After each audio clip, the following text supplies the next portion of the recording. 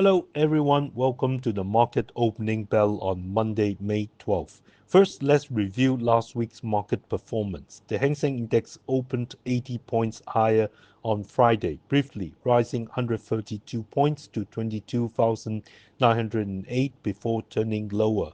It hit the morning low of 22,692, down 84 points at its lowest, and closed the day up 92 points or 0.4% at 22,868. The X-share index rose 9 points or 0.1% to 8,309. The Hang Seng Tech Index fell 49 points or 0.9% to 5,180. Total market turnover was 161.6 billion Hong Kong dollars. For the week, the Hang Seng and X-share indexes rose for the fourth consecutive week, up 1.6% and 0.9% respectively, while the tech index fell 1.2%, ending 2 weeks of gains. Mainland China markets weakened last Friday with lower trading volume. The Shanghai Composite closed at 3,342, down 10 points or 0.3%. The Shenzhen Component Index closed at 10,126, down 71 points or 0.7%. Combined turnover in Shanghai and Shenzhen was 1.1919 trillion yuan, down 101.4 billion yuan from the previous day. The renminbi central parity rate fell for 2 days to a 2-week low of 7.2095 against the US dollar, down 22 pips from the prior session, the lowest since April 24. On economic data, China's General Administration of Customs reported on Friday that foreign trade maintained steady growth. In the first 4 months, China's goods trade import and export value grew 2.4% year-on-year.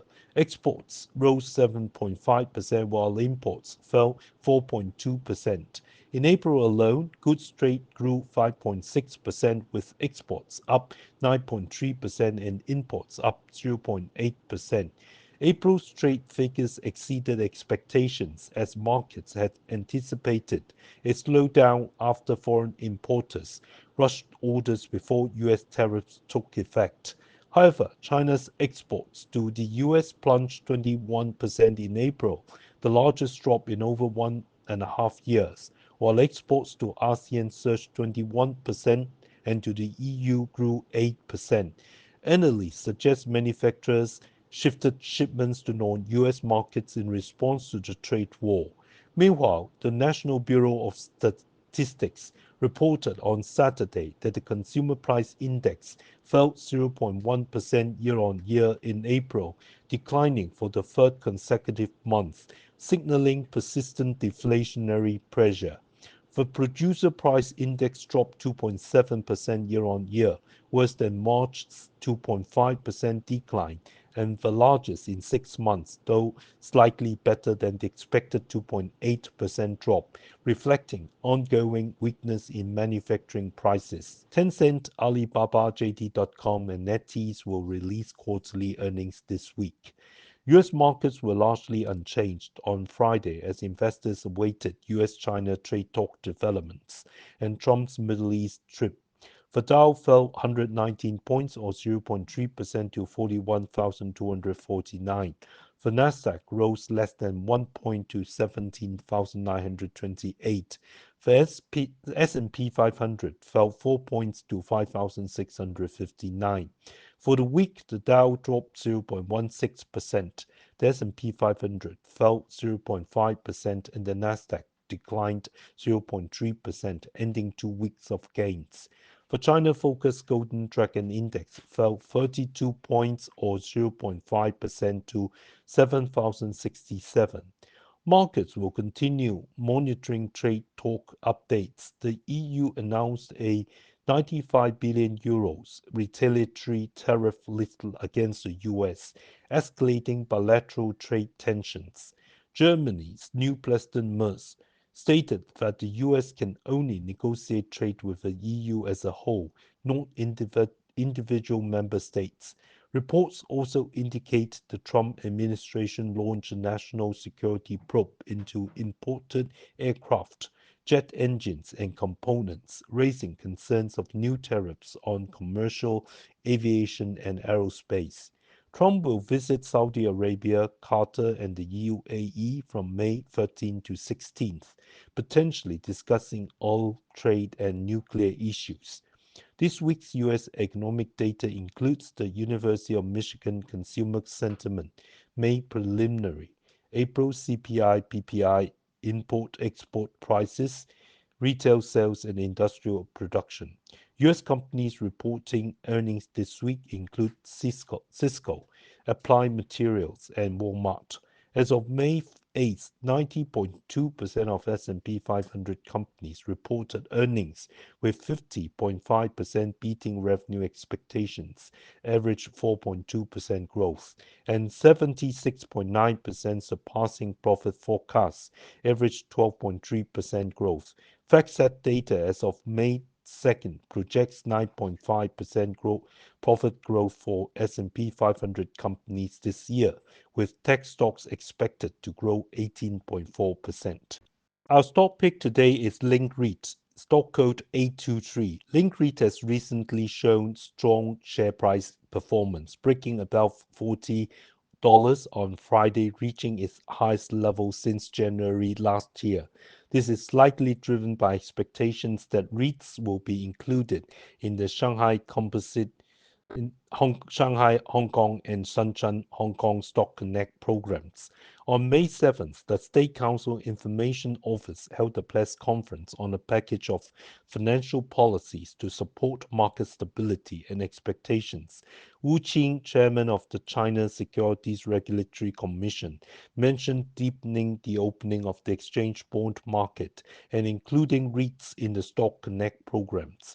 In March this year, Hong Kong EX Group CEO Bonnie Chan stated that REITs would be included in the Stock Connect programs this year, which is expected to bring incremental capital to Link REIT, acting as a significant catalyst.